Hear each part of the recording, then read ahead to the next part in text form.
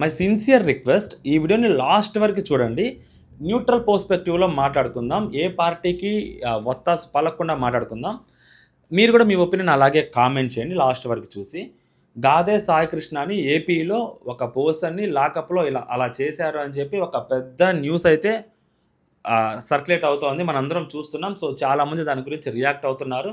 So అధికార party వాళ్ళు react అయ్యారు, ప్రతిపక్ష పార్టీలో ఉండే వాళ్ళు కూడా రియాక్ట్ అయ్యారు. వాళ్ళ రియాక్షన్ ఎలా అయ్యారు అనే దాని మీద మనం ఇప్పుడు మాట్లాడుకుందాం. అండ్ ఆ పర్సన్ని నిజంగా ఆ పోలీసులు అలా చేశారా లేదా అనేది సో ఎగ్జాక్ట్గా ఎవరికి తెలియదు. ఓకేనా? ఎందుకు నిన్నే అనుకుంటా అంబటి రాంబాబు గారు ఒక ప్రెస్ మీట్ పెట్టారు. వైసీపీకి చెందిన ex minister and ex MLA. ఆయన ప్రెస్ మీట్ పెట్టి గాదే సాయికృష్ణని పోలీసులు ఇలా కస్టోడియల్ టార్చర్ చేశారు అండ్ ఆ గోర్లు పీకేశారు, మళ్ళీ వాటికి కట్లు కట్టారు. సో అతన్ని చాలా దారుణంగా హింసించారు.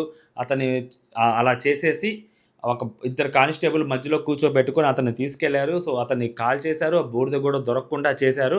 అలా చేసింది ఒక సిఐ అని చెప్పి మాట్లాడారనమాట. సో అది కట్ చేస్తే ఆయన ఒక ఫోటో కూడా చూపించారు ఆ టైంలో.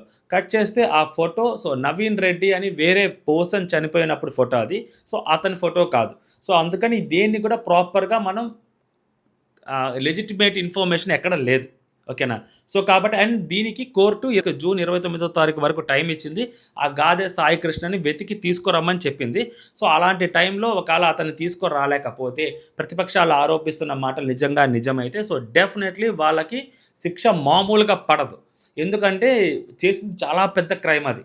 కస్టోడియల్ టార్చర్ అంటే అంత ఈజీ కాదు. మనం లాస్ట్ టైం చూసాం తమిళనాడులో ఏం జరిగిందనేది. 8 మందికి ఉరిశిక్ష వేసింది డైరెక్ట్గా కోర్టు. సో మరి అలాంటిది ఇంత పెద్ద తప్పులు చేస్తే సో ఖచ్చితంగా కోర్టు అనేది చూస్తూ ఊరుకోదు. ఏదో చిన్నగా మందలిచ్చి వదిలేయటం ఇలాంటివి చేయదు. ఎందుకంటే ఇంటెన్షనల్గా ఇంత పెద్ద చేస్తే సో ఖచ్చితంగా కోర్టు అనేది వాళ్ళు ఏం చేయాలో ఎలాంటి తీర్పులు ఇవ్వాలో కోర్టుకు తెలుసు. డెఫినెట్లీ అలాంటి తీర్పే వచ్చుద్ది, రావాలని కూడా ఆశిద్దాం అలా జరిగి ఉండుంటే. ఇక్కడ ఫస్ట్ మనం అధికార పార్టీ దగ్గర నుంచి మాట్లాడుకుందాం. ఎవరు ఎలా రియాక్ట్ అయ్యారు. ఫస్ట్ అధికార పార్టీ సీఎం చంద్రబాబు నాయుడు గారి దగ్గర నుంచి మొదలు పెడదాం. సో చంద్రబాబు నాయుడు గారు సింగపూర్ నుంచి వచ్చిన తర్వాత సో ఈ కేసు ఎప్పటి నుంచో జరుగుతుంది. 40 రోజుల క్రితమే అతన్ని తీసుకెళ్లారు. వాళ్ళ అమ్మగారు గాదే సాయికృష్ణ వాళ్ళ అమ్మగారు సో చాలా రోజుల నుంచి పోలీసుల దగ్గరికి వెళ్ళటము రావటము చేస్తూనే ఉన్నారు. సో అక్కడున్న సిఐ గారు ఒకసారి వచ్చినప్పుడు మీ వాడు ఇంకా రాడు లేడనుకో సంథింగ్ ఇలాంటివి మాట్లాడారు. వాళ్ళ అమ్మారు కనీసం మా వాడినైనా మాకు అప్పగించండి, మేము ఆఖరి క్రియలు చేసుకుంటాము అని చెప్పి వాళ్ళ అమ్మగారు కూడా చెప్పిన మాటలు కూడా విన్నాం మీడియాలో. సో అలాంటి టైంలో అప్పటి నుంచి ఇప్పటి వరకు మాట్లాడింది సడన్గా ఇది ఫ్లేరప్ అయిపోయేసరికి సీఎం గారు కొన్ని మాటలు మాట్లాడారు. ఆ మాటలు ఎంత మాత్రం కూడా రెస్పాన్సిబుల్గా మాట్లాడారో నాకు అనిపించలేదు.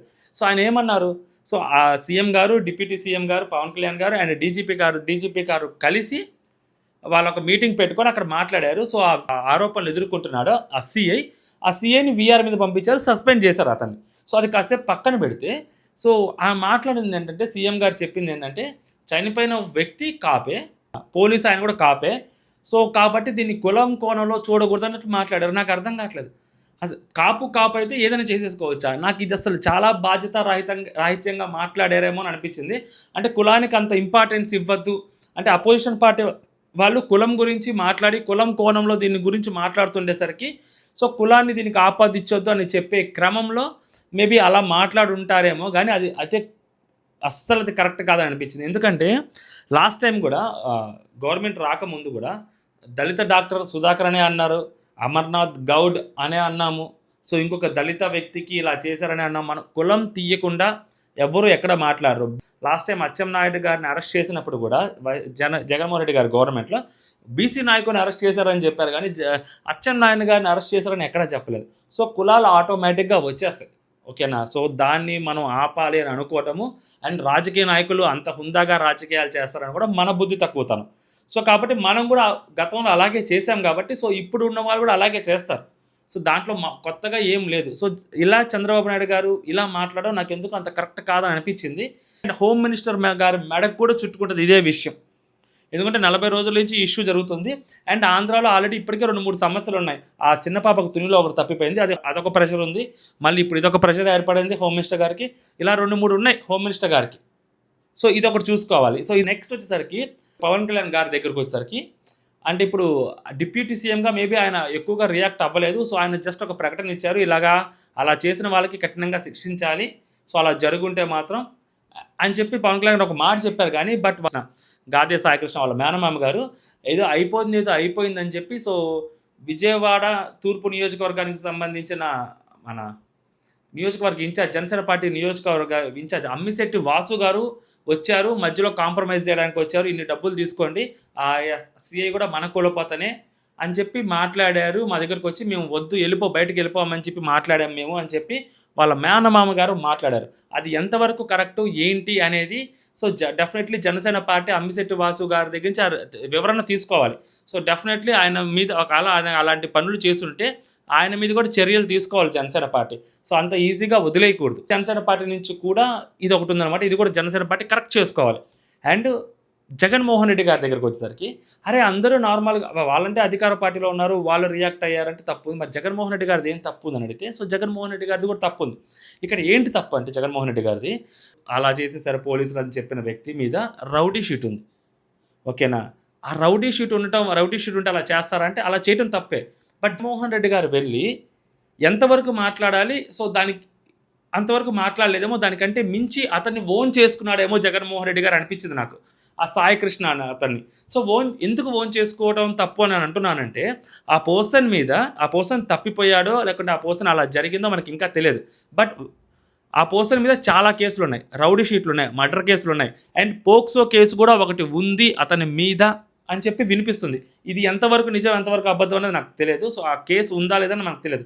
బట్ ట్విట్టర్లో నేను చూస్తే అతని మీద ఆ కేసు ఉంది అని మాత్రమే మాట్లాడుతున్నారు. సో ఇప్పుడు ఆ కేసు అతని మీద ఉంది అని అన్నప్పుడు మనం అలాంటి కేసు ఎవరి మీద అయినా పెడితే సో మనం ఎలా రియాక్ట్ అవుతాము? లాస్ట్ టైం ఒక ఎంపీ గారి కొడుకు విషయంలో ఎలా రియాక్ట్ అయ్యాము? మొన్న రీసెంట్గా ఖమ్మంలో జరిగిన ఒక ఘటన, అలాంటి ఘటనే జరిగింది. అప్పుడు మనం ఎలా రియాక్ట్ అయ్యాము? ఆంధ్రప్రదేశ్లో సరిగ్గా ఒక 3 నెలల క్రితం అలాంటి ఘటనలు ఒకటి కాదు 2 జరిగాయి. సో ఆ 2 జరిగినప్పుడు ఎలా రియాక్ట్ అయ్యాము, ఎలాంటి వెర్డిక్ట్ మనం కోరుకున్నాం అనేది మనందరికీ తెలుసు. ఓకేనా? ఇప్పుడు నిజంగా అతని మీద అలాంటి కేసు ఉండుంటే, ఇప్పుడు నిజంగా అలా జరిగి ఉండుంటే అలా చేయటం తప్పేమో. కానీ అలా చేయటం తప్పు డెఫినెట్లీ ఆ కుటుంబానికి కానీ సో సొసైటీ పరంగా కానీ చట్టపరంగా కానీ అలా చేయటం తప్పు. బట్ నిజంగా అలాంటి కేసు ఒకటి ఫైల్ అయ్యి ఉంటే ఆ ఫైల్ చేసిన తల్లిదండ్రులకి అది ఖచ్చితంగా అది న్యాయం చేసినట్టే కదా. సో జగన్మోహన్ రెడ్డి గారు ఈ పాయింట్లో ఆలోచించాలి. ఇప్పుడు ఈ కేసు రేపొద్దున హైలైట్ అవ్వచ్చు, ఎందుకంటే ఇది ప్రభుత్వం మెడకు చుట్టుకుంటుందా అంటే సో ప్రభుత్వం మెడకు చుట్టుకునేంత ఛాన్స్ ప్రభుత్వం ఇవ్వదు కదా. వాళ్ళ మునిగిపోతున్నారంటే సో ఇలాంటి చిన్న చితక ఎస్ఐన్లు సిఐన్లు కాపాడుకుంటూ ఉంటారని చెప్పి మనం అనుకోలేం. వాళ్ళని బుక్ చేసి పారదోపుతారు, వాళ్ళకి కోర్టులు శిక్షలు వేసేసారనుకోండి, అయిపోద్ది. అది ప్రభుత్వం ఖాతాలోకి వెళ్ళొద్ది ఆ విజయం కూడా. ఓకేనా? సో ఇప్పుడు అలాంటప్పుడు జగన్మోహన్ రెడ్డి గారు టూ మచ్గా ఓన్ చేసుకొని మాట్లాడటం ఎంతవరకు కరెక్ట్ అనేది నా క్వశ్చన్. అంతలాన ఓన్ చేసుకొని మాట్లాడాల్సిన అవసరం లేదేమో ఆ సాయికృష్ణ అనే అతన్ని. అంటే 23 ఏళ్ళ కుర్రాడు ఏదో తెలిసి తెలియకుండా తప్పులు చేశారు, రౌడీ షీట్ ఓపెన్ ఉంది, మర్డర్ కేసు అతని మీద ఉన్నాయి. సో అలాంటప్పుడు ఏదో తెలిసి తెలియకుండా చేస్తాడు అనే మాట జగన్మోహన్ రెడ్డి గారు మరీ ఓన్ చేసుకొని, అంటే పవన్ కళ్యాణ్ గారు ఆ వ్యక్తిని ఓన్ చేసుకోలేదు కాబట్టి మనం ఓన్ చేసుకుందాం అన్న థాట్లో ఎవరైనా మిస్గైడ్ చేశారని అనిపించింది. సో జగన్మోహన్ రెడ్డి గారు అక్కడికి వెళ్ళి అతను ఎన్ని తప్పులైనా చేసి ఉండొచ్చు, సో అతను ఎలాంటి వాడో మాకు సంబంధం లేదు, బట్ చట్టాన్ని చేతుల్లోకి తీసుకోవడం అనేది చాలా పెద్ద తప్పు. సో ఇమ్మీడియట్గా ఎవరైతే ఆ సిఐ కానీ ఆ సిఐకి సపోర్ట్ చేసిన వ్యక్తులు ఎవరైతే ఉన్నారో ఆ వ్యక్తుల్ని సస్పెండ్ చేయండి, వాళ్ళ మీద కేసు ఫైల్ చేయండి, ఫాస్ట్ ట్రాక్ కోర్ట్ ఒకటి ఏర్పాటు చేసి వాళ్ళకి శిక్షలు విధించండి, ఆ కుటుంబానికి న్యాయం చేయండి. ఎందుకంటే సో ఎవరిదైనా ప్రాణమే అని చెప్పాలి. కోర్టు తీర్పులు లేకుండా మనమే సొంతంగా తీర్పులు రాయటం అనేది తప్పు అని చెప్పాలి. అండ్ పోలీసులు అహంకారపూరితంగా అలా చేయటం అనేది ఇంకా పెద్ద తప్పు. చట్టాన్ని వాళ్ళ చేతుల్లోకి తీసుకోవడం అనేది కంప్లీట్గా అది అధికార దుర్వినియోగం అని జగన్మోహన్ రెడ్డి గారు ఇలా మాట్లాడి ఉండుంటే బాగుండేదేమో అని నా స్ట్రాంగ్ ఫీలింగ్. అబ్బా, ఇలా మాట్లాడుంటే ఓన్ చేసుకోవాల్సిన అవసరం లేదు ఆ పర్సన్. జగన్మోహన్ రెడ్డి గారు పర్సన్ ఓన్ చేసుకొని ఉంటే బాగుండేదేమో అనిపించింది. పర్సన్ని ఓన్ చేసుకోవాల్సిన అవసరం లేదేమో అని నాకు అనిపించింది. చూద్దాం, అంటే మనం దాని గురించి గట్టిగా కూడా మాట్లాడలేము, ఎందుకంటే జూన్ 29 వరకు టైం ఉంది. వీఆర్లో పంపించారు. సో అండ్ చనిపోయిన అతను నిజంగా చనిపోయాడా లేదా అని కూడా మనకి తెలియదు, ఎందుకంటే అంబటి రాంబాబు గారు చూపించిన ఫోటో కంప్లీట్లీ డిఫరెంట్ ఉంది. సో ఇప్పుడు కంప్లీట్గా అతనికి ఏం జరిగింది ఏంటనే తెలియదు. బట్ వింటున్న దాని ప్రకారం ఏదో గట్టిగానే జరిగే ఉంటుంది అని మాత్రం నేను కూడా అనుకుంటున్నాను. బట్ అలా జరగకూడదు అని మాత్రం మరి కోరుకుంటున్నాను. ఎందుకంటే end of the day so అతనికి కూడా ఒక తల్లి ఉంది. సో ఆ తల్లి కూడా చాలా బాధపడుతుంది. ఎందుకంటే కోర్టు నిజంగా అతనికి అంత పెద్ద శిక్ష వేస్తే ఎవరు ఏం చేయలేరు. బట్ కోర్టు అతనికి యావజ్జీవ కారాగార శిక్ష అతను చేసిన తప్పులకి, లేకుంటే 5 ఏళ్ల శిక్షో, 6 ఏళ్ల శిక్షో వేస్తే 6 ఏళ్ల తర్వాత తన కొడుకు తన ఇంటికి వస్తాడన్న ఆ కన్న తల్లి ఆశ ఏదైతే ఉంటదో, సో దాన్ని మనం కంప్లీట్‌గా తుడిచేసాం అన్న బాధ సో డెఫినెట్‌లీ అందరిలో ఉంటది. అలా జరగకూడదనే కోరుకుందాం. సో జూన్ 29 వరకు వెయిట్ చేయాల్సిందే. అప్పటి వరకు సో ఎటువంటి ఎలిగేషన్‌లు ఏవైతే వస్తున్నాయో సో వాటన్నిటిని మనం వింటూ ఉండటం. ఎందుకంటే ఎవరి దగ్గర కూడా ప్రూఫ్‌లు లేవెక్కడ. సో ప్రాపర్‌గా ఇలా జరిగిందని. బట్ కొంతమంది బయటకొచ్చి మాట్లాడుతున్నారు. ఇందాకే అనుకుంటా ఎవరో ఒక పిల్లోడు ఇన్‌స్టాగ్రామ్‌లో ఒక వీడియో పెట్టాడు. అతను కూడా అదే టైంలో అప్పటికి ఏదో తప్పు చేసి సేమ్ సెల్‌లోనే ఉన్నాడంట. సో అతను ఒక వీడియో పెట్టాడు ఇన్‌స్టాగ్రామ్‌లో ఎలా చేశారు ఏంటి అనేది. అండ్ కొంతమంది కానిస్టేబుల్స్ సో వీళ్ళ తల్లిదండ్రులు వెళ్ళి వీళ్ళ తల్లి గారు గాని, వాళ్ళ మేనమామ గారు గాని వెళ్ళి అక్కడికెళ్ళి మాట్లాడితే సో వాళ్ళు ఆ టైంలో చెప్పారంట. మీ వాడిని ఇలా చేశారు, అలా చేశారు అది చెప్పారంట. సో జస్ట్ ఇవన్నీ మాటలు మాత్రమే వింటున్నాము. బట్ అతనుకి అసలు ఏం జరిగిందనేది ఎగ్జాక్ట్‌గా తెలియదు. జూన్ 29వ తారీఖు సో డెఫినెట్‌లీ అతన్ని కోర్ట్‌లో ప్రవేశపెట్టాలి. అలా ప్రవేశపెట్టకపోతే మాత్రం ఇది చాలా పెద్ద ఇష్యూ అయిపోద్ది. ఇప్పటికే ఇది నేషనల్ వైడ్ ఇది చాలా పెద్ద ఇష్యూ అవుతుంది. ఇంకా వన్స్ కోర్టు తీర్పొస్తే మాత్రం ఇది చాలా పెద్ద ఇష్యూ అయితది నాకు తెలిసి. కోర్టు తీర్పు వచ్చేలాగే చాలా పెద్ద ఇష్యూ అవుతది. సో మధ్యలో దీనికి కులాన్ని తీసుకొచ్చారు అంటే నేను ఇంతకు ఆల్రెడీ చాలా క్లియర్‌గా చెప్పాను కదా! సో ఆంధ్రప్రదేశ్‌లో కులం అనే పేరు ఎత్తకుండా సో రాజకీయాలు ఎవ్వరు చేయరు. ఏ రాజకీయ పార్టీ కూడా చేయదు. So there is no doubt in that. అందులో దట్టు కొన్ని కులాలుంటాయి. ఎస్సీ, ఎస్టీలు ఇలాంటి వాళ్ళకి ఏమన్నా జరిగిందనుకోండి సో డెఫినెట్‌లీ ఆ కులం పేరు పెట్టే మాట్లాడతారు. ఎందుకంటే అదొక అప్పటి ఆ గవర్నమెంట్‌ని వీక్ చేయడం కోసం, ఆ గవర్నమెంట్‌ని డిఫెన్స్‌లోకి నెట్టడం కోసం అది అందరూ వాడుకునే ఒక ఆయుధం. అండ్ ఇక్కడ కాపుల దగ్గరికొచ్చేసరికి ఇప్పుడు రెడ్లో, బ్రాహ్మిన్సో, కమ్మాలో ఇలాంటి వాళ్ళకి జరిగితే రెడ్డి పిల్లోడిని చంపేశార్రా, కమ్మ పిల్లోడిని చంపేశార్రా, బ్రాహ్మణ పిల్లోడిని చంపేశార్రా ఇలా ఎవరు మాట్లాడరు.